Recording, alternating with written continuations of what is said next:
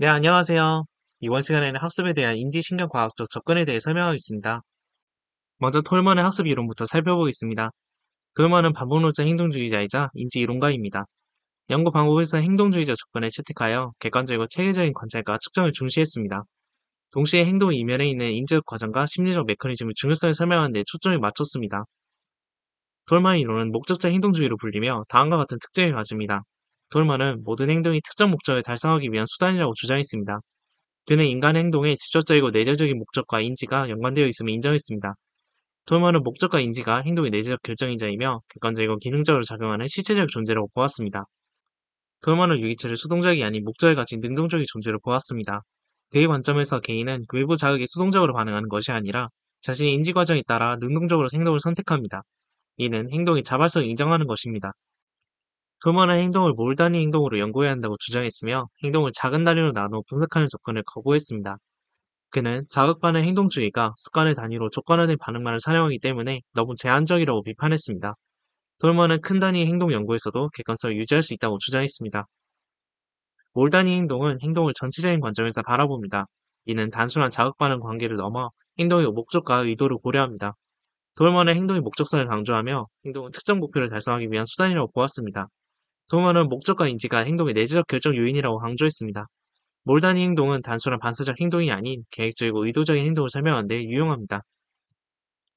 톨먼의 대표적인 개념인 인지지도 이론은 유기체 학습 과정의 환경의 구조를 인식하는 정신적 지도를 형성한다는 개념입니다. 이 이론의 주요 특징은 다음과 같습니다. 유기체는 환경의 구조를 인식합니다. 톨먼의 실험에서 쥐들이 즉각적인 보상 없이도 미로의 배치를 학습하는 것을 확인했습니다. 유기체는 환경에 대한 정신적 지도를 만듭니다.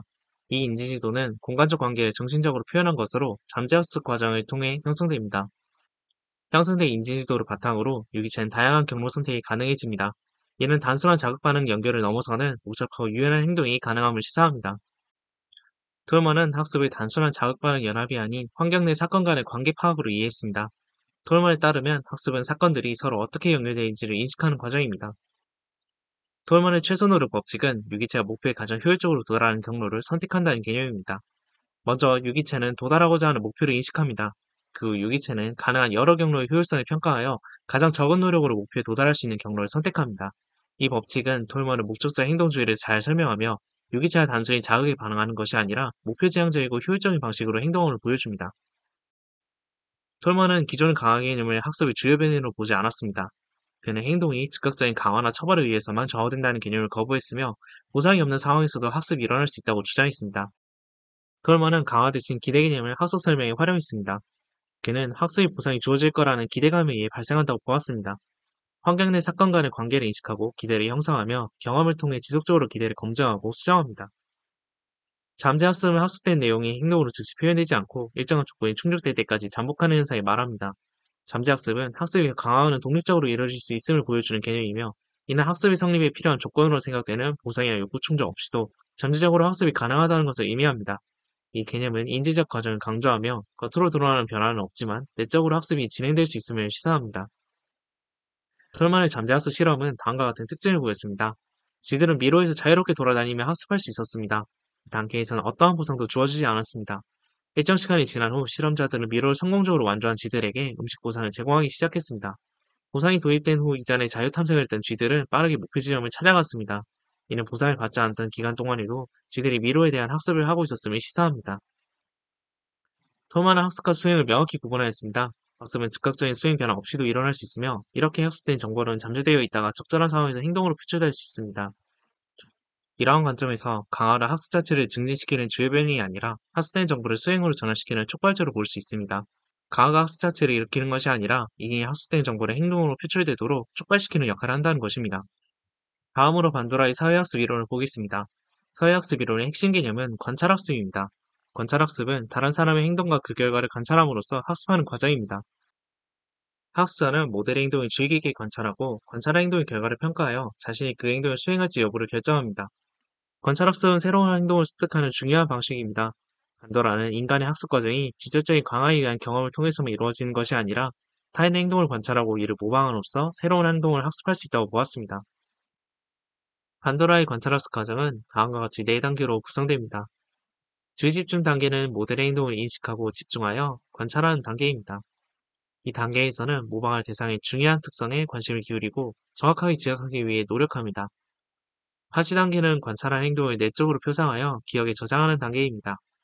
이 단계에서는 모방한 행동을 상징적인 형태로 기억 속에 담습니다. 장기간 기억하는 능력이 중요하며 기억할 수 없다면 행동 변화는 일어나지 않습니다. 행동 재생 단계는 저장된 행동을 실제로 수행하여 재생산하는 단계입니다. 이 단계에서는 심상 및 언어로 기호화된 표상을 외연적 행동으로 전환하며 운동 재생 능력을 요구합니다. 동기화 단계는 관찰된 행동의 결과를 평가하여 수행 여부를 결정하는 단계입니다. 이 단계에서는 관찰을 적절하게 수행하도록 동기를 유발하고 행동을 통제합니다. 다음은 모델링입니다. 타인의 행동을 관찰하고 모방하며 학습하는 과정을 통해 관찰자는 행동의 결과를 직접 경험하지 않고도 예측할 수 있습니다. 이는 관찰학습의 주요 특징 중 하나로 관찰자가 모델의 행동과 그 결과를 관찰함으로써 특정 행동의 잠재적 결과를 추론할 수 있게 합니다. 또한 관찰된 결과에 따라 관찰자의 유사한 행동을 선택하거나 회피하는 것과 같이 자신의 행동을 선택하고 조절할 수 있게 합니다. 모델링은 모델의 특성에 따라 그 효과가 달라질 수 있습니다. 먼저 모델과 관찰자의 유사성이 모델링의 효과에 큰 영향을 미칩니다. 성별, 나이, 배경 등이 비슷할수록 관찰자는 모델을 더 쉽게 공감하고 그 행동을 따라하려는 경향이 강해집니다. 다음으로 모델의 지위와 신분 관계도 중요한 요소입니다. 일반적으로 높은 지위를 가진 모델은 더 큰 영향력을 행사합니다. 권위 있는 인물의 행동은 많은 사람들에게 모범이 되곤 합니다. 마지막으로 모델의 신뢰도와 전문성이 학습 효과를 높이는 데 중요한 역할을 합니다. 신뢰할 수 있는 모델의 행동은 더 쉽게 받아들여지고 모방됩니다. 또한 특정 분야에서 전문성을 갖춘 모델은 그 분야와 관련된 행동에서 더 큰 영향력을 발휘합니다. 이처럼 모델의 특성을 고려하여 적절한 모델을 선택하면 더 효과적인 학습과 행동 변화를 이끌어낼 수 있습니다. 대리 강화와 대리 처벌은 타인의 행동과 결과를 관찰함으로써 학습하는 사회학습 이론의 핵심 개념입니다. 대리 강화는 다른 사람이 특정 행동으로 인해 긍정적인 결과를 얻는 것을 관찰할 때 발생하며 이를 통해 유사한 행동을 할 가능성이 높아지게 됩니다. 반면 대리 처벌은 타인이 부정적인 결과를 경험하는 것을 관찰함으로써 그 행동을 피하게 되는 현상을 말합니다.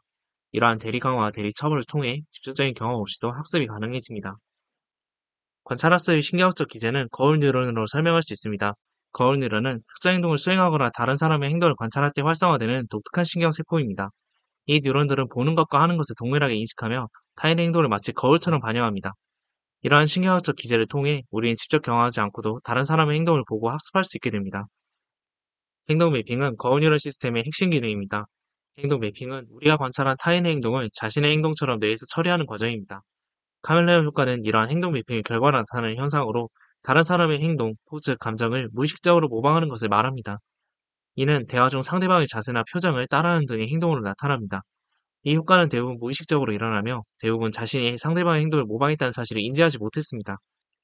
카멜레온 효과는 사회적 상호작용에 긍정적인 영향을 미칩니다. 상대방에 대한 호감도를 높이고 대화가 잘 통한다는 느낌을 줍니다. 더 나아가 집단에서 소속감을 형성하고 사회적 관계를 강화하는 역할을 합니다.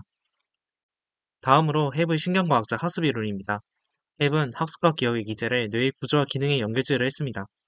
그는 뇌가 단순한 교환기 역할을 한다는 기존의 견해에 의문을 제기하고 뇌의 다양한 부분들이 상호작용하여 학습을 형성한다고 주장했습니다. 헵은 학습과 기억이 뇌의 신경망에서 발생한다고 주장했습니다. 그 이론에 따르면 우리가 새로운 것을 배울 때 뇌의 기억 시스템은 기존의 신경망에서 새로운 연결을 추가하면서 학습합니다. 이 과정에서 새로운 정보가 기존의 기억과 만나 서로의 연결이 강화되고 신경망이 더 활성화됩니다. 헵은 특정 신경회로가 자주 활성화되면 그 연결이 강화된다는 이론을 제시했습니다. 이는 시냅스의 연결 강도 조정을 통해 이루어집니다. 반복적이고 지속적인 신경활동은 시냅스 연결을 강화하여 해당 신경회로가 더 효율적으로 작동하게 만듭니다. 이 이론은 헤브의 법칙으로 알려져 있으며 같이 활성화되는 신경세포는 서로 연결된다는 원리를 나타냅니다. 헤브의 학습 원리는 반복과 인접이라는 두 가지 핵심 개념을 중심으로 구성되어 있습니다. 반복의 원리는 뉴런이 반복적으로 활성화될 때 연결이 강화된다는 것이며 인접의 원리는 시간적 공간적으로 인접한 뉴런들이 함께 활성화되면 그들 사이의 연결이 강화된다는 것입니다. 이는 학습과 기억 형성의 기초가 됩니다. 헵은 잠재력 개념을 제시하여 뇌의 유연성과 적응력을 설명했습니다. 뇌는 매우 유연하고 적응력이 있으며 그의 잠재력 개념에 따르면 특정 부분이 손상되어도 다른 부분이 그 기능을 대신할 수 있습니다. 이는 뇌가 고정된 구조가 아니라 필요에 따라 재조직될 수 있는 동적인 시스템이라는 것을 의미합니다. 이러한 헵의 잠재력 개념은 신경 가소성 이론의 기초가 되었습니다. 신경 가소성은 뇌가 새로운 경험과 학습에 반응하여 구조적 기능적으로 변화할 수 있는 능력을 말합니다. 이 개념은 현대 신경과학에서 중요한 위치를 차지하고 있으며 뇌의 학습 메커니즘을 이해하는 데 핵심적인 역할을 합니다. 잠재력 개념은 학습 능력과 뇌 손상 후 회복 가능성을 설명하는 데 광범위하게 활용되었습니다. 이 개념은 우리가 새로운 기술을 습득하고 정보를 기억할 수 있는 이유를 설명합니다. 뇌의 유연성 덕분에 우린 지속적으로 학습하고 적응할 수 있습니다. 해부 이론은 뇌 손상 후 기능 회복 가능성을 제시합니다. 손상된 영역의 기능을 다른 영역이 대신할 수 있다는 개념은 신경재활 분야에 큰 영향을 미쳤습니다. 이러한 해부 이론은 신연결주의 개념으로 확장되었습니다. 신연결주의는 뇌의 복잡한 활동을 컴퓨터 모델을 통해 시뮬레이션하고 이해하려는 현대적 접근 방식입니다. 이 개념은 기존의 연결주의 이론을 발전시켜 더욱 정교한 뇌 활동 모델링을 목표로 합니다. 신연결주의는 신경원 모델을 사용하여 학습, 기억, 망각과 같은 복잡한 뇌 활동을 컴퓨터상에서 시뮬레이션합니다. 이를 통해 뇌 기능과 작동 원리를 더 깊이 이해하고자 합니다. 데이비드 러멜라트와 제임스 맥클렐랜드가 제안한 극렬 분산 처리 모델은 신연결주의 발전에 중요한 역할을 했습니다. 이 모델은 뇌의 정보 처리 방식을 병렬적이고 분산된 형태로 설명하여 신연결주의 이론의 기반을 마련했습니다. 네트워크 학습 과정에서 해외 규칙은 중요한 역할을 합니다. 이 과정은 다음과 같이 진행됩니다. 두 뉴런이 동시에 활성화됩니다. 이는 해외 법칙의 핵심 원리로 동시에 활성화되는 뉴런들 사이의 연결 강도가 증가합니다. 이는 해당 뉴런들 사이의 신호 전달을 더 효과적으로 만듭니다. 이 과정을 통해 네트워크가 학습하며 이러한 반복된 학습으로 인한 패턴 형성은 경험과 학습이 뇌의 구조와 기능을 형성하는 데 중요한 역할을 합니다. 복잡한 네트워크 모델은 현대 신경과학과 인공지능 분야에서 중요한 역할을 합니다. 주요 특징은 다음과 같습니다. 신경망은 입력층, 출력층 외에도 여러 가지 중간층을 가진 복잡한 구조를 가집니다. 이러한 다층 구조는 실제 뇌의 복잡한 구조를 모방하려는 시도입니다. 각 층은 서로 다른 수준의 추상화와 특징 추출을 담당합니다. 뉴런들 사이의 연결은 단순한 1대1 대응이 아닌 복잡한 네트워크를 형성합니다. 이는 실제 뇌에서 관찰되는 복잡한 신경 연결을 모델링한 것입니다. 각 뉴런은 여러 다른 뉴런들과 연결되어 있어 정보의 복잡한 흐름과 처리가 가능합니다. 이러한 복잡한 구조는 더 높은 수준의 패턴 인식과 정보 처리를 가능하게 합니다. 다층 구조와 복잡한 연결을 통해 단순한 모델로는 불가능한 복잡한 패턴을 인식하고 학습할 수 있습니다. 이는 인간의 고차원적 인지 기능을 모방하는 데 중요한 역할을 합니다. 신연결주의 모델의 학습 과정은 다음과 같습니다. 초기에는 랜덤하게 연결된 뉴런들로 네트워크가 시작됩니다. 네트워크의 학습 데이터를 입력하면 해부 규칙에 따라 뉴런 간 연결 강도가 조정됩니다. 반복된 학습을 통해 네트워크 내에 특정 패턴이 형성되면 네트워크가 원하는 출력을 생성할 수 있게 됩니다. 초기 학습 단계에서는 주변 환경의 대상과 사건들을 신경학적으로 표상하는 과정을 거칩니다. 이를 통해 물리적으로 눈앞에 없는 대상이나 사건을 머릿속에 그릴 수 있는 능력을 발달시킵니다. 다양한 장면, 소리, 질감, 형태 등을 포함한 풍부한 환경이 중요한 역할을 하며 환경이 복잡할수록 신경학적으로 더 많은 표상이 형성됩니다. 초기 학습 단계에서는 근접의 원리와 반응의 원리가 중요하게 작용합니다. 근접의 원리에 따라 환경에서 자주 발생하는 사건들이 신경학적 표상으로 형성되며 이는 시간적, 공간적으로 가까운 사건들이 더 쉽게 연결되어 학습된다는 것을 의미합니다. 다음으로 반응의 원리에 따라 학습자의 반응과 그에 따른 결과가 학습 과정에 중요한 영향을 미칩니다. 초기 학습 단계에서는 초기 학습에서 형성된 세포 집합체를 활용합니다. 이는 이전 학습 경험을 바탕으로 새로운 지식을 구축하는 데 도움이 됩니다. 신경 정보를 조직화하는 국면 시퀀스가 발달하며 이를 통해 학습자는 정보를 더 효율적으로 처리하고 저장할 수 있게 됩니다. 이를 통해 고차원적 사고 능력이 발달합니다. 이는 더 높은 수준의 지각적, 창의적 사고로 발전하게 되며 복잡한 문제를 해결하고 새로운 아이디어를 창출하게 합니다. 학습에서 환경은 중요합니다. 앱은 학습에 최적인 각성 수준이 존재한다고 주장했습니다. 이에 따르면 각성 수준은 외부 자극에 의해 조절되며 적절한 자극에 의한 중간 정도의 각성 상태에서 학습 효과가 가장 높습니다. 자학 수준이 너무 많으면 학습이 방해받을 수 있으며 자극이 너무 적으면 학습이 이루어지지 않으므로 적절한 수준의 자극이 제공하여 균형 잡힌 학습 환경을 조성하는 것이 중요합니다. 헵은 고차원적 인지과정 연구의 기틀을 마련했습니다. 그는 뇌의 신경학적 기초에서 고차원적 인지과정을 연구할 수 있는 이론적 기초를 제공했습니다. 헵은 뉴런과 시냅스 모델을 활용했습니다. 이를 통해 추상적인 자극 반응 모델을 넘어선 구체적인 신경학적 과정을 제시할 수 있었습니다. 헵의 이론은 1949년에 제시된 이론임에도 불구하고 현재까지도 신경망 연구 및 컴퓨터 과학 분야에서 중요한 영향력을 미치고 있습니다.